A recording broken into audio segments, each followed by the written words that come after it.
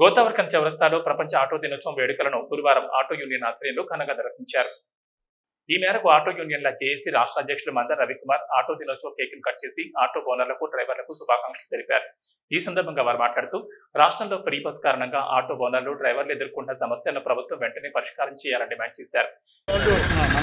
దేశవ్యాప్తంగా, ప్రపంచవ్యాప్తంగా కూడా ఆగస్టు 1 తారీఖు నాడు ప్రపంచ ఆటో కార్మికుల దినోత్సవం జరుపుతున్న సంగతి అందరికీ తెలిసిందే.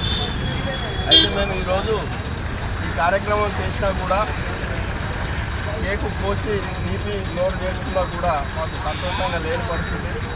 ఎందుకంటే ఈ రాష్ట్రంలో ఆర్టీసీ ఫ్రీ వచ్చిన తర్వాత ఆటోలకు గిరాకీలు పడిపోయి ఇప్పటి వరకు 50 మంది ఆటో కార్మికులు ఆత్మహత్య చేసుకున్న సంగతి అందరికీ తెలిసిందే.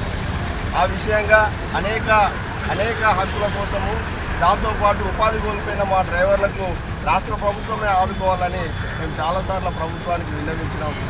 ఈ కార్యక్రమంలో ఆటో యూనియన్ రాష్ట్ర అధికార ప్రతినిధి ఆరమధు, రాష్ట్ర ఉపాధ్యక్షులు మాతంగి శివరాజ్, పెద్దపల్లి జిల్లా ఇన్ఛార్జ్ కాశీపేట రాజయ్య, పెద్దపల్లి జిల్లా JAC convener Renikuntla Suresh, Ramagundam corporation అధ్యక్షులు అంబాల శంకర్, ఆయుధాల సదానందం, కాజుల రాజేందర్, శ్రీనివాస్ తదితరులు పాల్గొన్నారు.